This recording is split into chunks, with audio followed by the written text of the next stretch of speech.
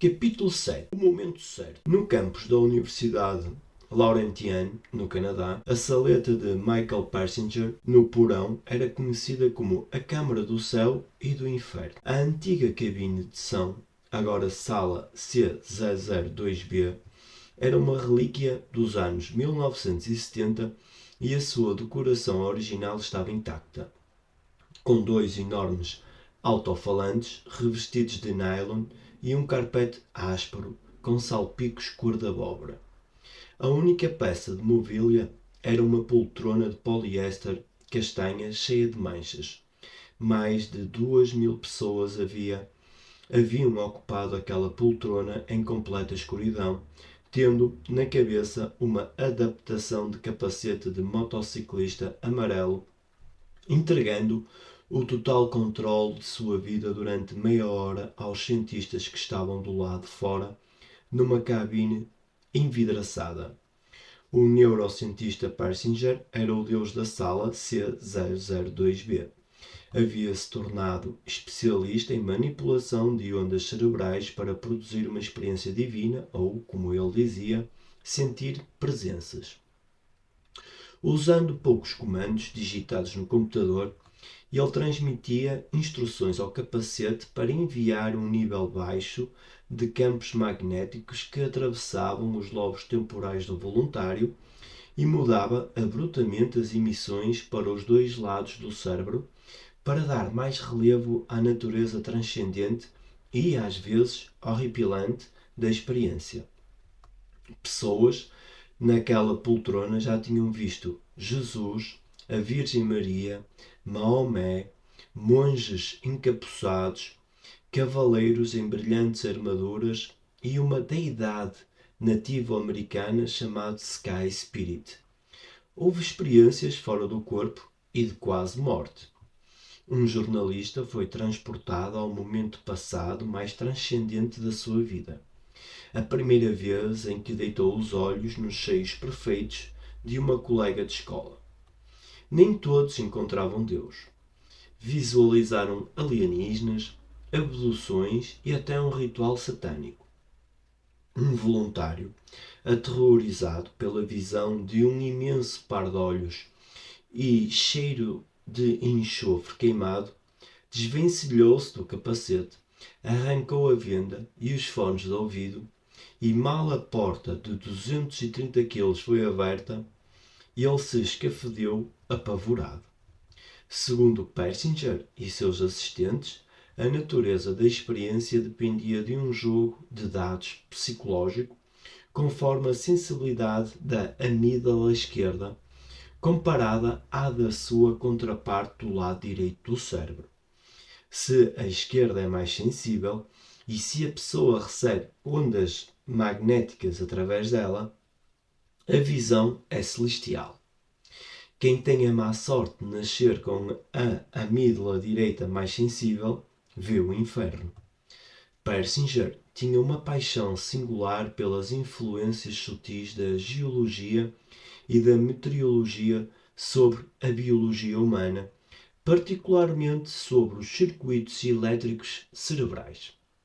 Vindo do sul da América do Norte, ele tinha ido para o norte do continente nos anos 60 a fim de evitar seu recrutamento para a Guerra do Vietnã, à qual se opunha por questões morais, e permaneceu no Canadá após obter a docência na Laurentian University em 71. 40 anos depois, parecia uma figura de propaganda anacrónica, vestido de terno com colete e suspensórios, relógio de algibeira com corrente de ouro e um jeito distante e impertigado. Essa postura conservadora mascarava a audaciosa curiosidade que o levava a estranhas paragens da investigação, ritmos de sistemas biológicos, energia volátil do espaço sideral, a natureza da epilepsia, a fonte das visões místicas, áreas divergentes que viriam a convergir em sua mente após uma estupenda epifania. Persinger entendeu que as coisas vivas estão em sintonia, não só umas com as outras, mas também com a Terra e suas mutações contínuas de energias magnéticas. Essa extraordinária revelação, fundamentada nas descobertas de Franz Albert, me convenceu da necessidade de um tempo exato de coincidência com essas energias para que haja uma intenção efetiva. Em 1948, o jovem médico Franz Albert tinha um visto temporário emitido na Áustria, demolida pela guerra, para cumprir uma tarefa impossível na Harvard Medical School, cuja proposta era encontrar a cura de todas as doenças. Naquela época, supunha-se que a cura estava ligada aos hormônios corticais segregados pelas glândulas adrenais, que permitem ao corpo se adaptar às tensões normais da vida. A pesquisa destinava-se a encontrar substitutos possíveis para a escassez de suprimento de esteroides no corpo. Albert tinha-se dedicado a estudar ratinhos cujas glândulas adrenais haviam sido removidas e que tinham recebido injeções de adrenalina para observar o efeito na circulação das células brancas chamadas eosinófilos. Em circunstâncias normais, a adrenalina faz uma espécie de gangorra previsível, elevando a secreção dos esteroides naturais do corpo e baixando a contagem dos eosinófilos. Em animais e humanos sem as glândulas adrenais, a contagem permanece estática. Mas nos ratinhos de Albert, a contagem de células parecia manter a flutuação mesmo após a remoção de todos os traços do tecido adrenal. Mais tarde, já na Universidade de Minnesota, ele prosseguiu a pesquisa com um suprimento quase ilimitado de ratinhos e chegou às mesmas conclusões. Mesmo quando diminuía a frequência do manuseio, o que deveria causar menos stress nas criaturinhas, ele observava maior variação na contagem das células. Albert ficou muito admirado com essa flutuação na contagem, até reconhecer um padrão recorrente. O número era sempre mais alto de manhã e mais baixo à noite. A variação subia e descia num ciclo de 24 horas. Estudando outros processos biológicos, descobriu que muitos pareciam ocorrer como se tivessem um relógio interno. Todos os seres vivos funcionam no mesmo ritmo de 24 horas, junto com a rotação da Terra. Albert cunhou os termos cronobiologia, significando a influência do tempo e certos ciclos periódicos na função biológica, e circadiano, do latim cuca, cerca de, e dies, dia, para o ritmo biológico diário.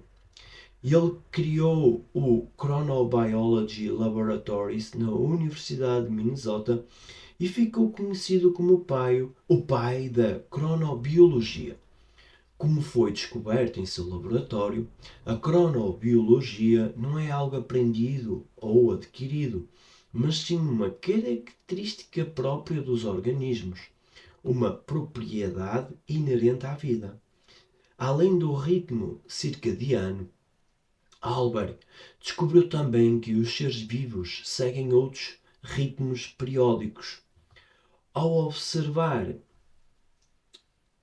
que ciclos semanais, mensais e anuais regem praticamente todas as funções biológicas, o pulso, a pressão, a temperatura, a coagulação do sangue, a circulação dos linfócitos, os ciclos hormonais e outras funções do corpo humano, tudo parece subir e descer conforme um horário básico e recorrente.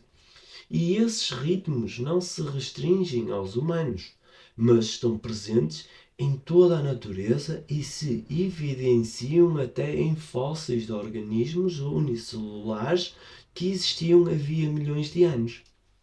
A princípio, Albert achou que a chave mestra desses ritmos biológicos estivesse localizada em determinadas células do cérebro ou nas glândulas adrenais. Contudo, alguns ciclos continuavam se manifestando mesmo após a retirada dessas células, as glândulas adrenais, e até quando o cérebro inteiro era removido. Aos 80 e poucos anos, Albert chegou à sua última conclusão inédita. O sincronizador de cada ser vivo não é interno, mas reside nos planetas, principalmente no Sol. O Sol é uma estrela furiosa.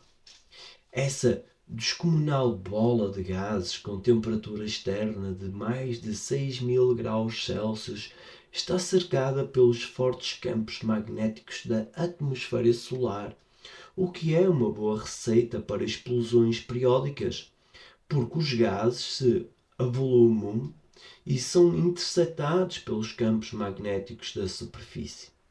Até algum tempo atrás, a faixa de espaço entre o Sol e a Terra era considerada um vácuo sem eventos, mas hoje o clima espacial é entendido como um clima extremo de uma turbulência inimaginável que, se ocorresse na Terra, explodiria o planeta num instante. Os ventos solares, rajadas intermináveis de gás eletrificado, dominam o meio interplanetário, passando pela Terra a velocidades de até 3 milhões de km por hora. Embora o açoite desses ventos seja defletido pelo campo magnético da Terra, podem penetrar o campo em momentos de intensa atividade solar. As manchas solares são vórtices de campos magnéticos concentrados, visíveis da Terra como borrões na superfície do Sol, que se acumulam e desaparecem em ciclos bastante regulares. E isso permite aos cientistas prever as erupções no Sol. Esse ciclo de maior e menor atividade solar ocorre, em média, a cada 11 anos. Quando as manchas solares aumentam, o comportamento agressivo do Sol aumenta também. Em momentos imprevisíveis, surgem explosões gasosas com energia de 40 bilhões de bombas atômicas, provavelmente devido à fissura e recomposição de fortes campos magnéticos. Projéteis eletrificados de prótons altamente energéticos dos núcleos gasosos são captados pelos ventos solares e atirados sobre a Terra a velocidades de mais de 8 milhões de km por hora, numa chuva de radiação e ionização em nossa atmosfera. Periodicamente ocorre a injeção de massa coronal do Sol, uma bola de gases e campos magnéticos que chega a bilhões de toneladas e que também se projeta sobre a Terra a milhões de km por hora, causando formidáveis tempestades geomagnéticas do espaço. Os cientistas sabem há muito tempo que a Terra é um gigantesco imã com dois polos, chamados Norte e Sul, circundado por um campo magnético que está sempre em fluxo. Esse campo circunda a Terra como uma rosca imensa numa região do espaço chamada magnetosfera e é mantido no lugar pelo vento solar, com uma força de aproximadamente 0,5 Gauss ou 50.000 nanoteslas, cerca de 1000 vezes mais fraco do que um ímã normal de ferradura de cavalo. Os campos geomagnéticos CGMS diferem conforme a região.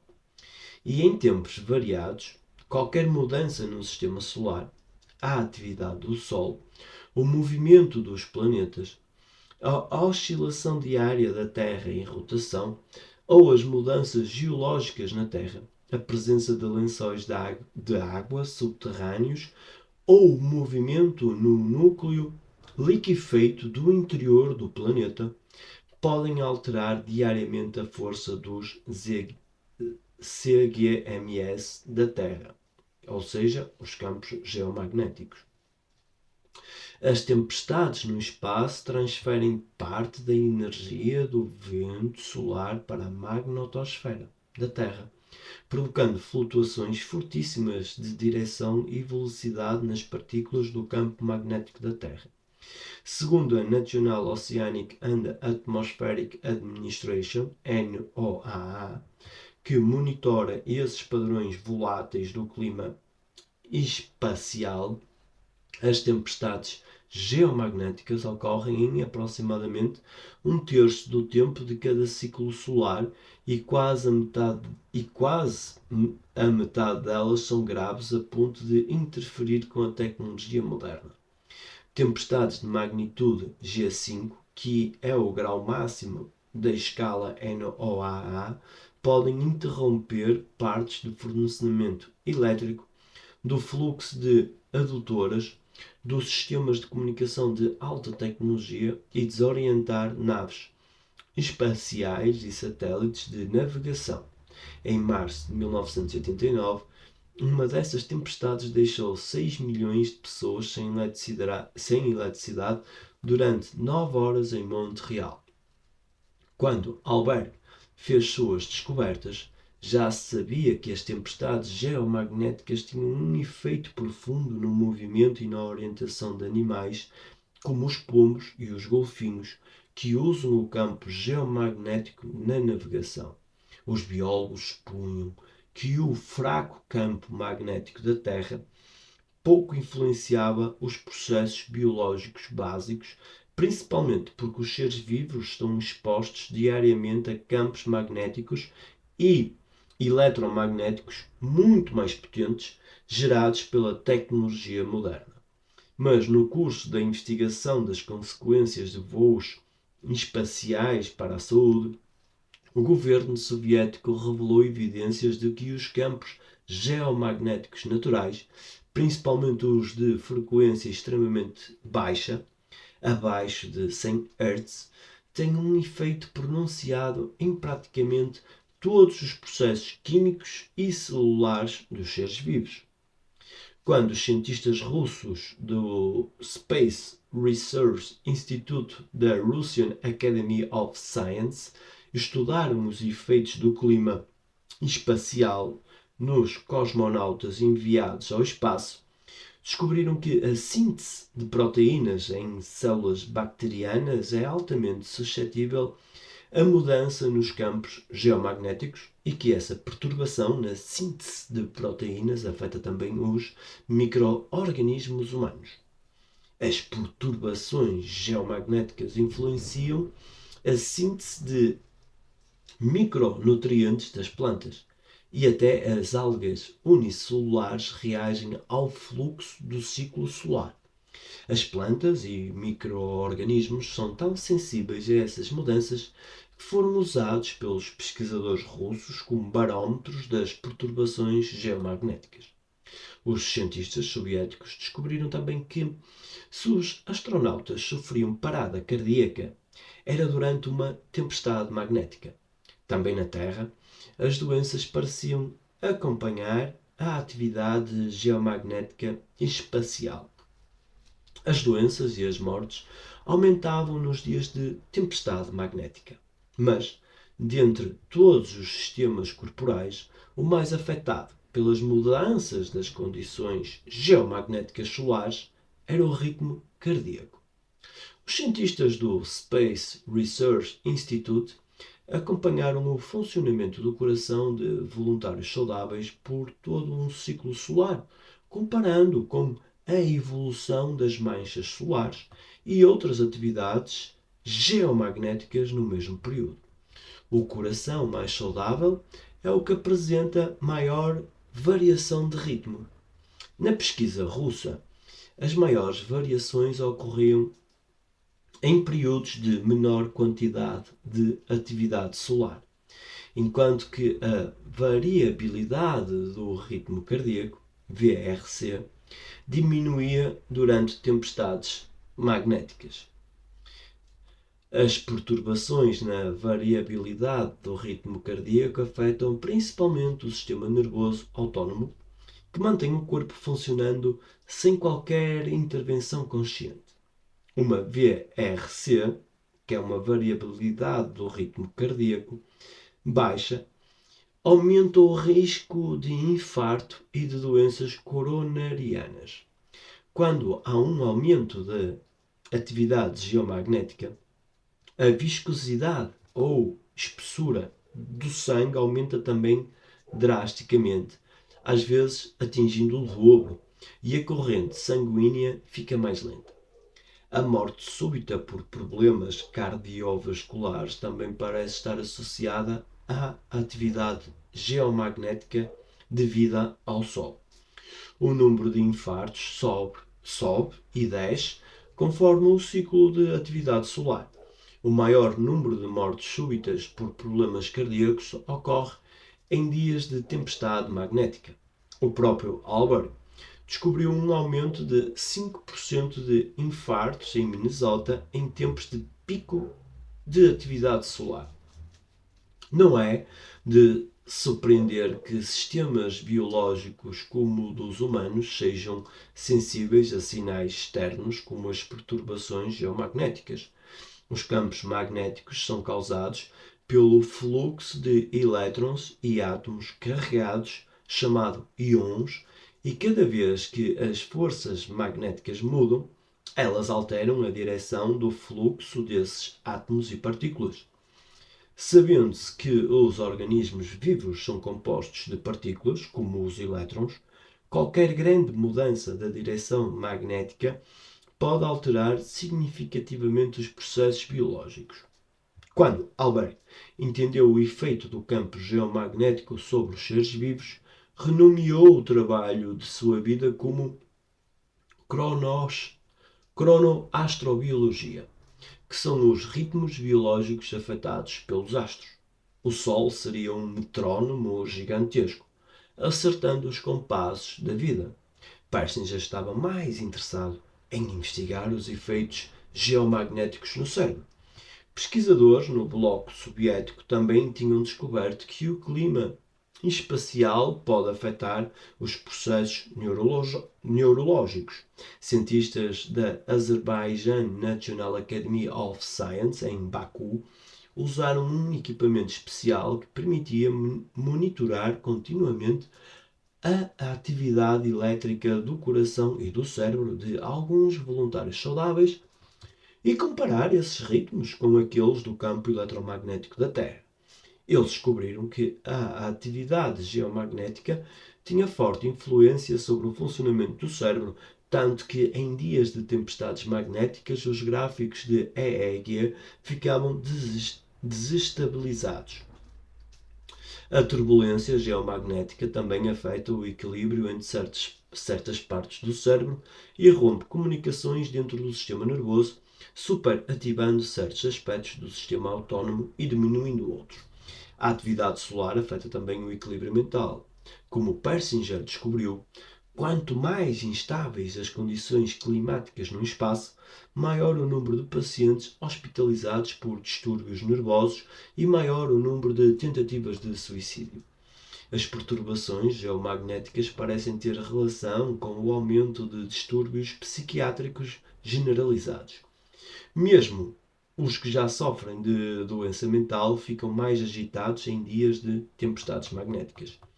Persinger suspeitou de uma possível relação entre flutuações geomagnéticas e convulsões epiléticas depois que o seu colega neurocientista Todd Murphy, que havia tido epilepsia no lobo temporal quando criança, revelou que tinha frequentes experiências fora do corpo durante os episódios. Alguns dados já ligavam o aumento da atividade geomagnética com a frequência de crises epiléticas. Seriam as convulsões resultado de perturbações geomagnéticas? Para estudar essa possibilidade, Persinger usou animais. injetou em vários ratos de laboratório lítio pilocarpina, que provoca em roedores convulsões semelhantes a epiléticas, e comparou a incidência de convulsões uma hora depois de acionar o simulador de atividade geomagnética aumentada que havia no laboratório.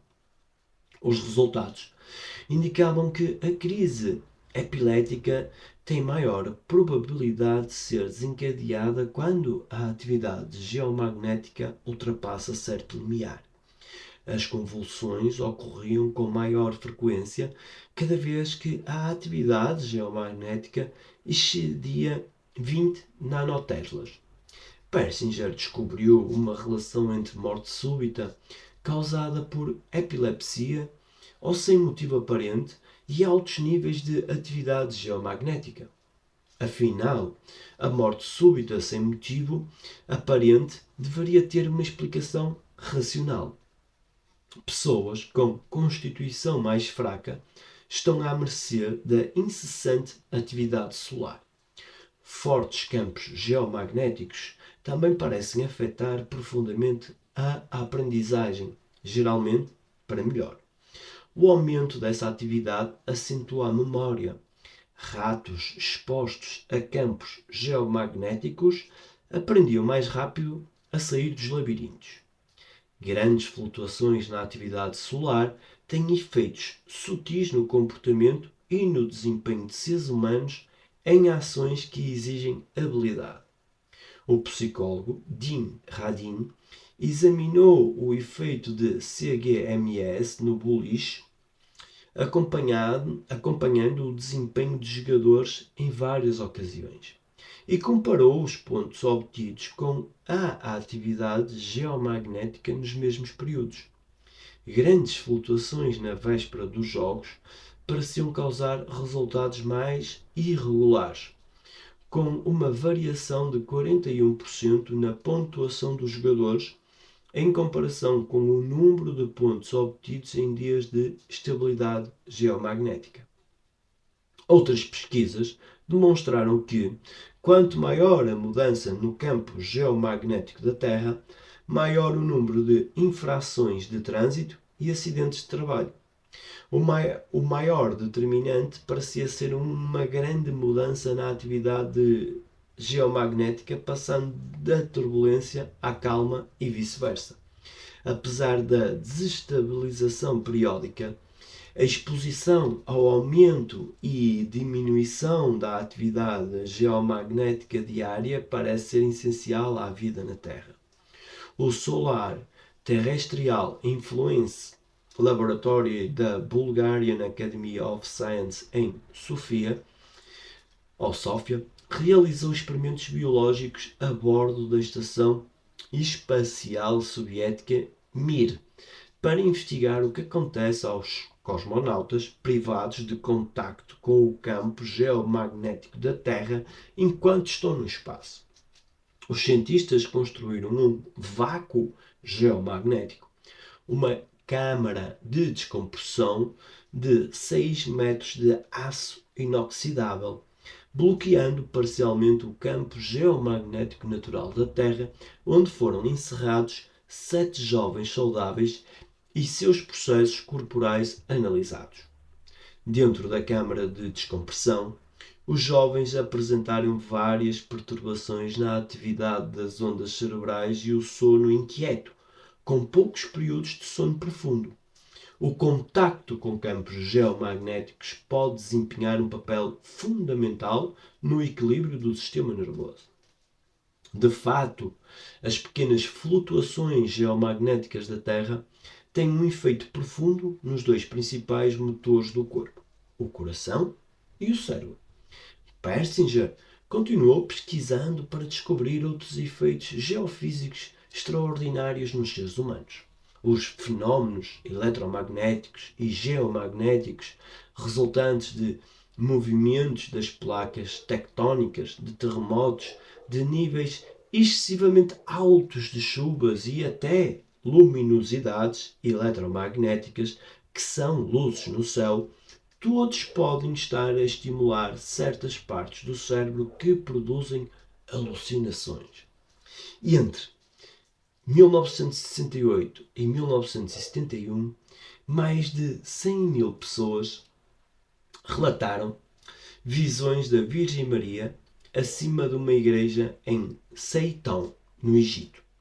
Quando Persinger examinou a atividade sísmica da área no mesmo período, descobriu um pico sem precedentes na atividade de terremotos.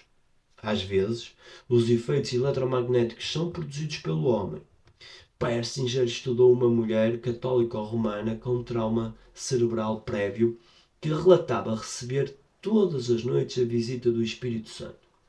Ele acabou descobrindo que a fonte do milagre era um despertador. O antigo trauma cerebral possibilitava um efeito inesperado do relógio eletrónico que ficava ao lado da cabeça dela enquanto dormia.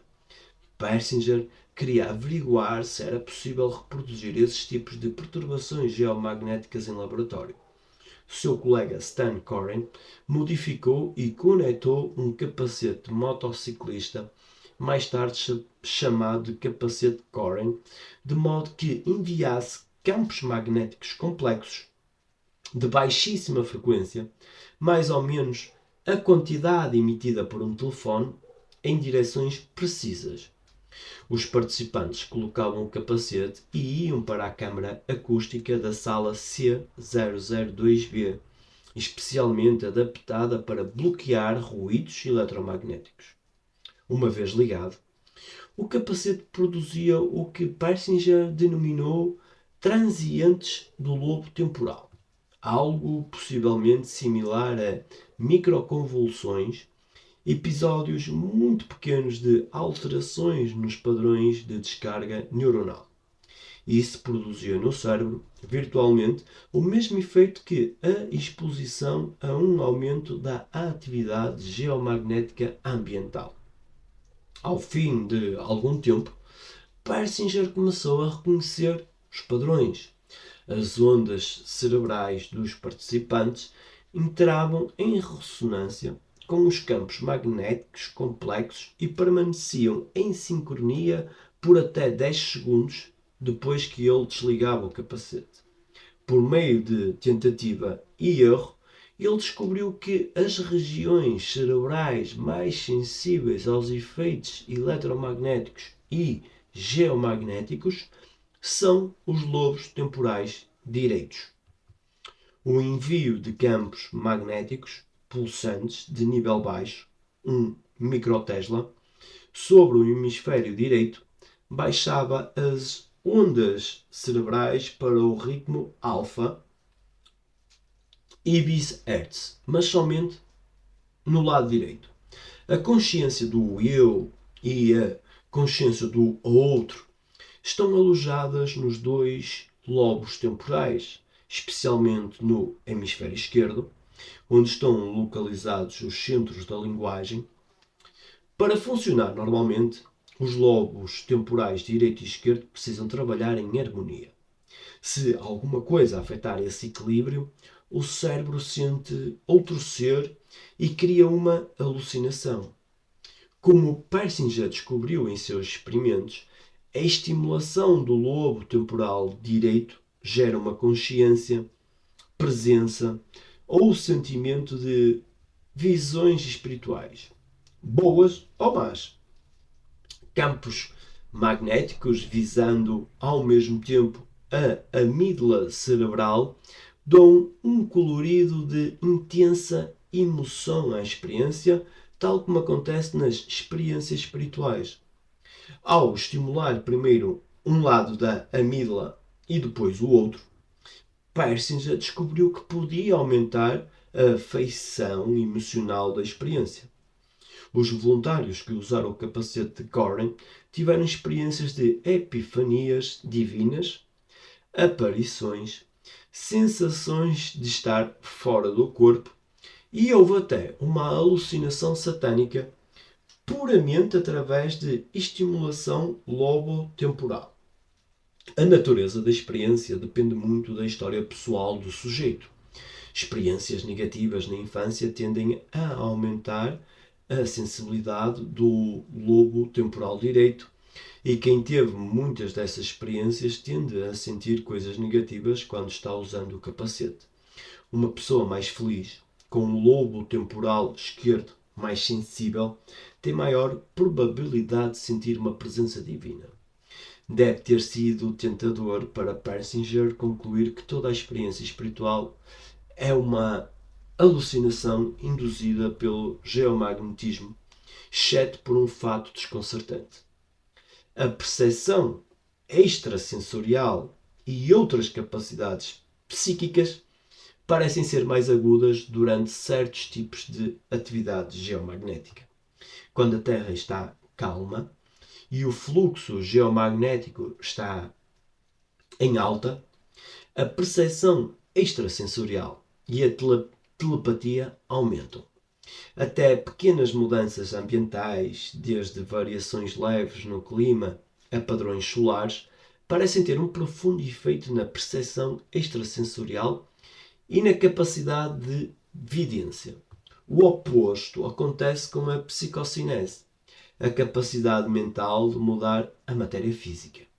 O poder da intenção aumenta quando a energia da Terra fica mais agitada.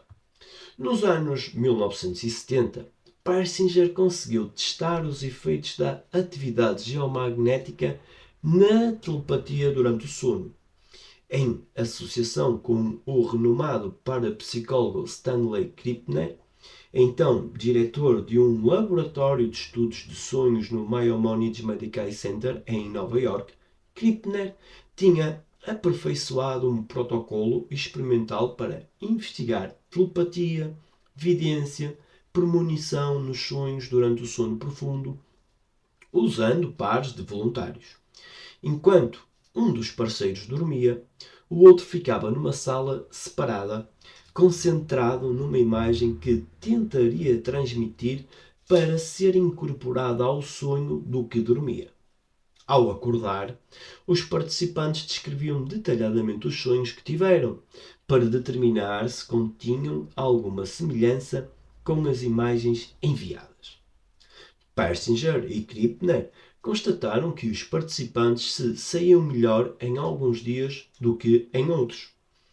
Ao verificar a atividade geomagnética no período do estudo, viram que os que sonhavam apresentavam uma receptividade maior das imagens emitidas em noites de atividade dos CGMS relativamente baixa. A atividade geomagnética afeta também os sonhos premonitórios, isto é, que prevêem acontecimentos.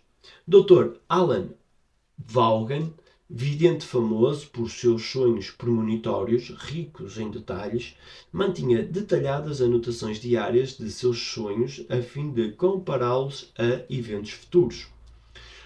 Um dos sonhos de Vaughan previu com 2 dias de antecedência o assassinato de Robert Kennedy, então candidato à presidência dos Estados Unidos.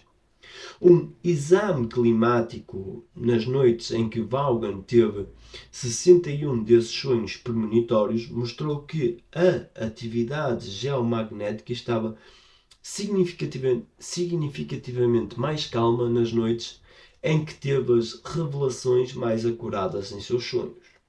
Em dias de calma geomagnética, ocorrem mais casos de telepatia e de clarividência espontâneas, e parece haver maior precisão na vidência. Persinger realizou uma pesquisa de percepção extrasensorial com um grupo de casais. Um dos membros de cada casal ficava imerso em campo magnético. Nessa condição, era mostrada uma imagem que ele deveria associar a uma experiência anterior tida com o seu parceiro ou parceira. Simultaneamente, em outro recinto, o outro membro do casal via a mesma imagem e deveria relatar a lembrança que a imagem lhe despertava. Ao comparar os resultados, Persinger viu que os dois relatos eram mais coincidentes quando a atividade magnética estava mais baixa. Quanto maior a atividade magnética, maior era a disparidade de relatos. Por outro lado, homens e mulheres respondem de maneira muito diferente à atividade geomagnética, como Pershing já descobriu ao comparar o banco de dados de experiências paranormais com atividade geomagnética, separando os dados por sexo. Os homens tendiam a ter mais premonições em dias de atividade geomagnética alta, acima de 20 nanoteslas, enquanto as mulheres relatavam mais premonições quando a atividade geomagnética estava baixa, abaixo de 20 nanoteslas. Os homens tendiam a ter lembranças mais acuradas com atividade geomagnética alta e as mulheres com atividade geomagnética mais baixa. Como Krippner havia descoberto, as pessoas com limite ténue são mais suscetíveis a experiências extrasensoriais, principalmente as que já tiveram encontros paranormais. A certa altura, Persinger viu que podia acentuar a percepção extrasensorial com os campos geomagnéticos artificiais do capacete Coryn. A capacidade de vidência de um aluno melhorou consideravelmente após ter sido exposto a campos magnéticos fracos horizontais. Em 1998, Persinger decidiu fazer um teste decisivo com o capacete Coryn.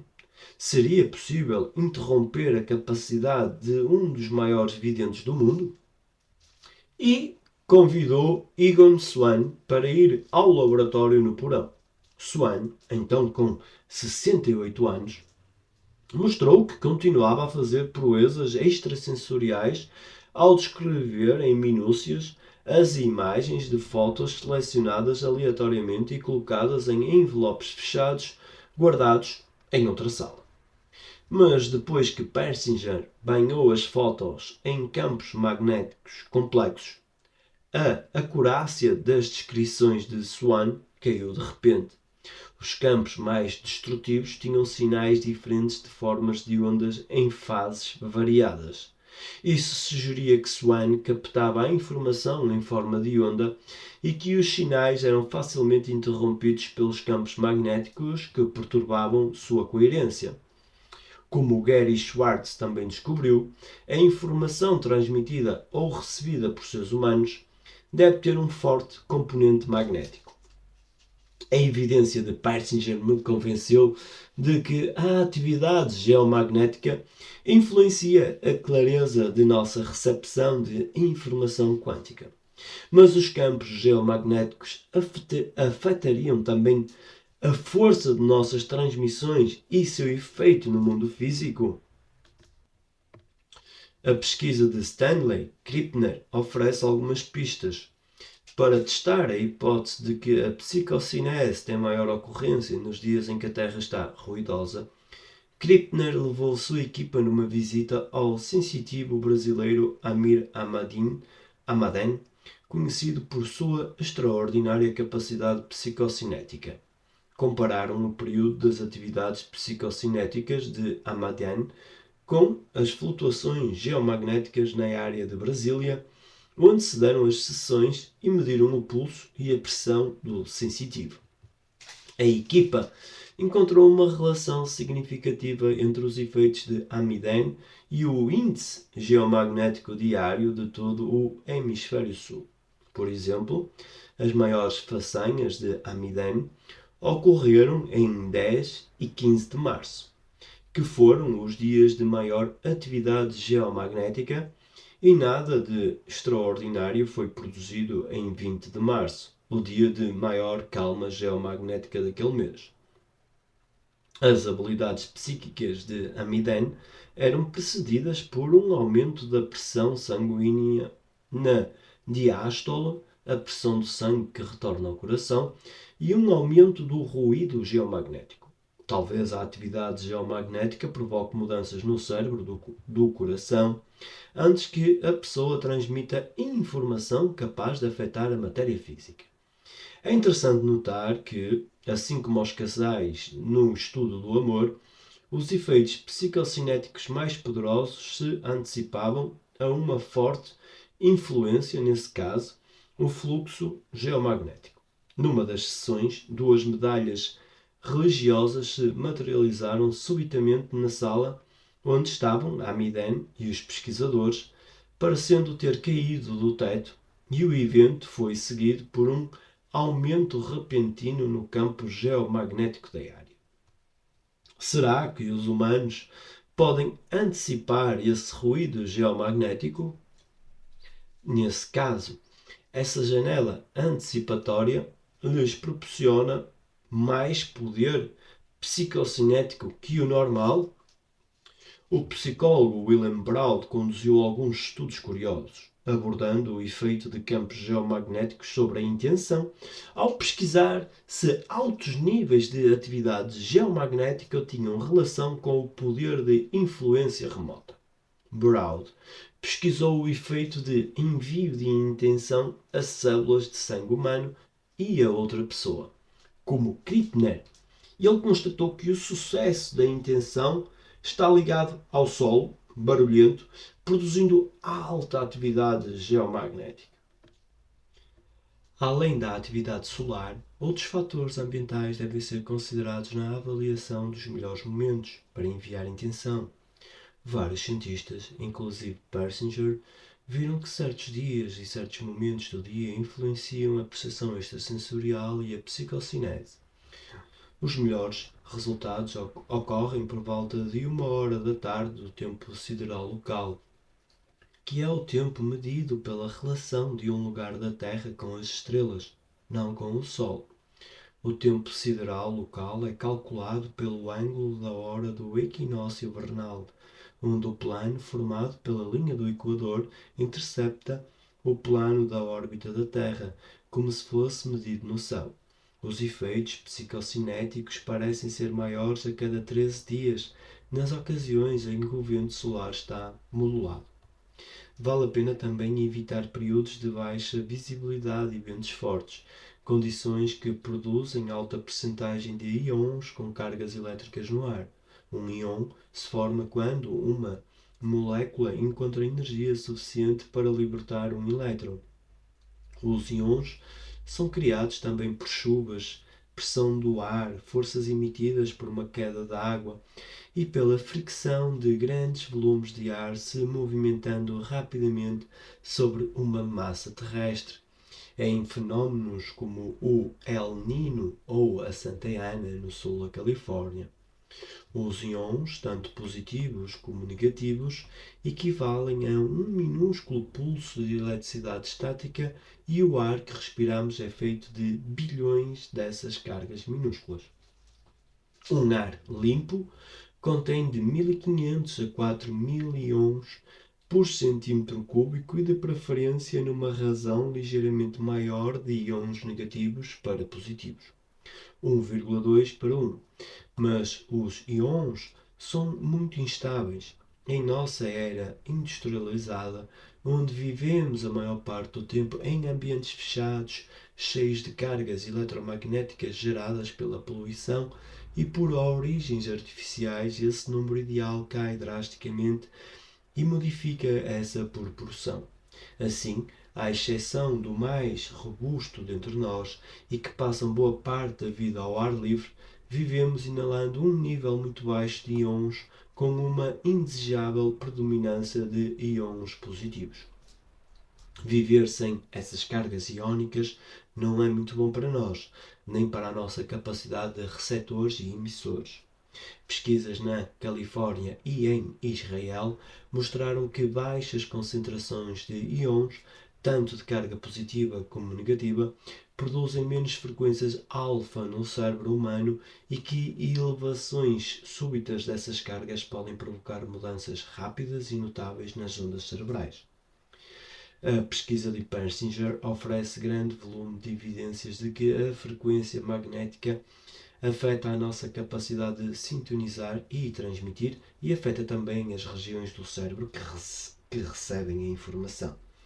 Mudanças sutis nos campos geomagnéticos da Terra afetam consideravelmente o coração e o cérebro, sistemas corporais que são a fonte principal da transmissão, como demonstraram as pesquisas DMILS e o estudo do amor de Schlitz. Após examinar o trabalho de Persinger, passei a ver a intenção como uma vasta relação energética abrangendo o Sol, a atmosfera, os ritmos da Terra e os ritmos circadianos.